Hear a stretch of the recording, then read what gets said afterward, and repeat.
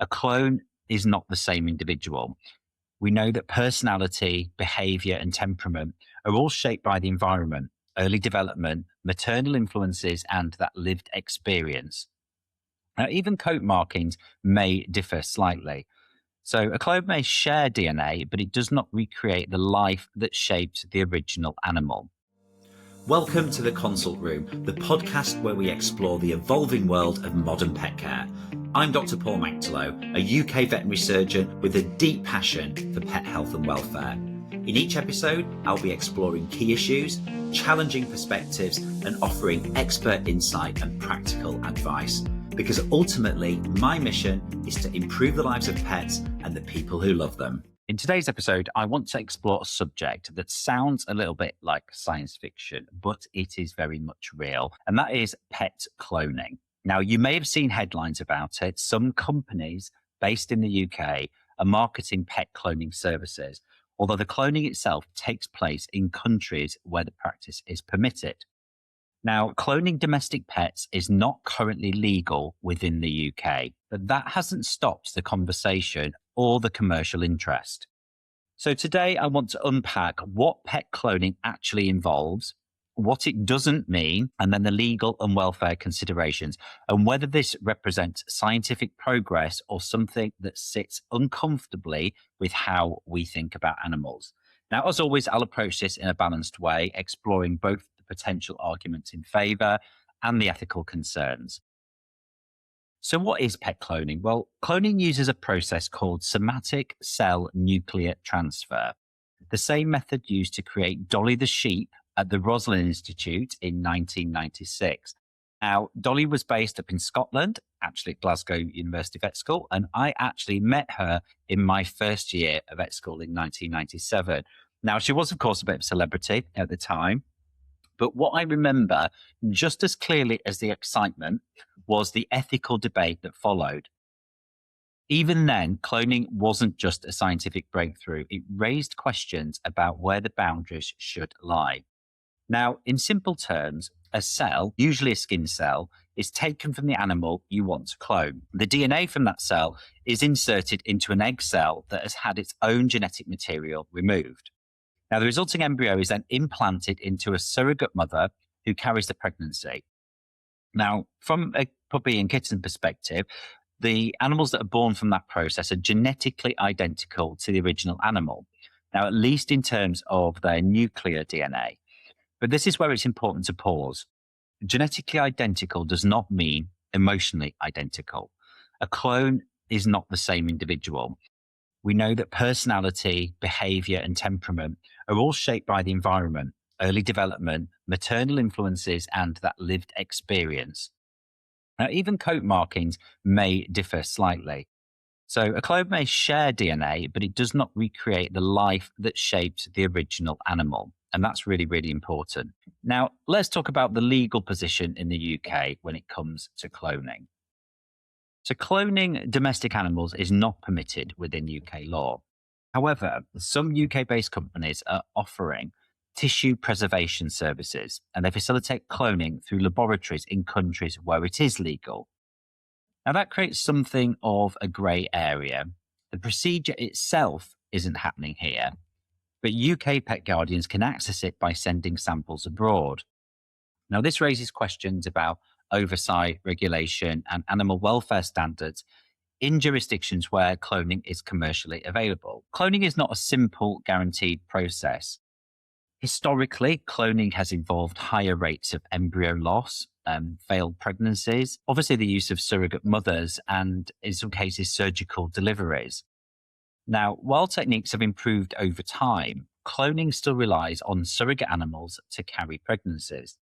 And that, for me, raises really important ethical questions. If multiple embryos are implanted, what happens if more than one genetically identical puppy or kitten is born?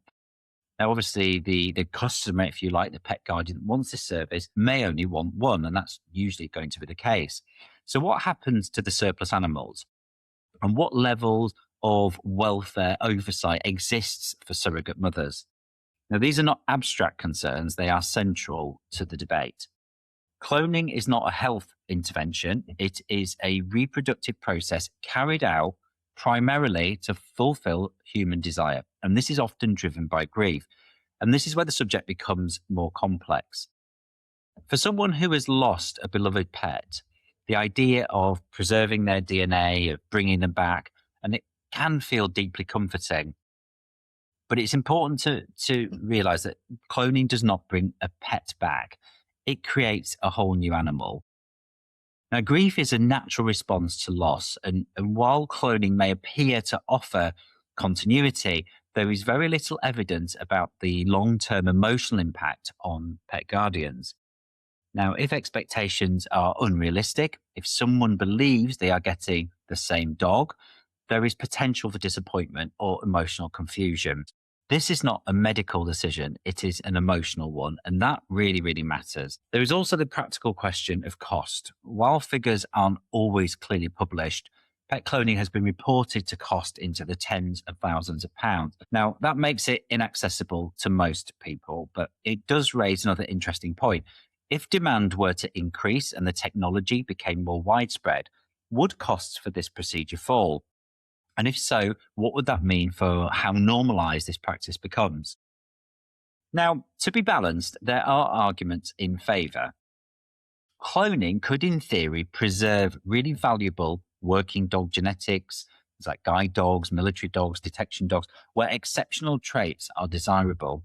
Some argue it could replicate animals with particularly good health or good temperament, just as you would want to breed from these animals naturally.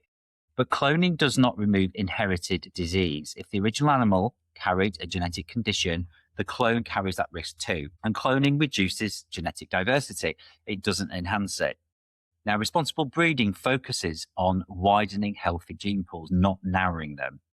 So while cloning may preserve traits, it does not create genetic superdogs. So for me, the bigger question is this. What does cloning say about how we view our pets? Is it an expression of love? Or does it risk turning animals into replaceable commodities? Does it move us further into a world where we can replicate life on demand? Or is it simply another example of scientific progress that we need to learn how to regulate responsibly? Just because we can do something technologically does not automatically mean we should. Now, pet cloning sits at the intersection of science, emotion, ethics, and welfare. And it is not a simple question with a straightforward answer. On one hand, it reflects remarkable scientific progress. On the other, it raises genuine concerns about animal welfare, surrogate use, genetic diversity, and the emotional expectations placed on a cloned animal. For some, cloning may feel like an expression of love, but for others, it may feel like a step too far. But perhaps the most important question isn't whether cloning is simply right or wrong. It's what it says about our relationship with animals and where we believe the boundaries of veterinary science should sit. For now, cloning domestic pets is not permitted within the UK, but the conversation is clearly not going away. And as these technologies continue to develop, it's vital that we approach them in a thoughtful, balanced way, always putting animal welfare at the centre of the discussion. Because at the heart of this debate are not just genetics or technology, they are living animals. And that is the most important point. Thank you for listening to this episode. You'll find all the relevant links to this conversation in the show notes. If you enjoyed it, please follow us and leave a review. It really helps other people discover the podcast. For more insights on topics like this, you can connect with me on social media at Dr Paul the Vet, or check out my website, theconsultroom.co.uk.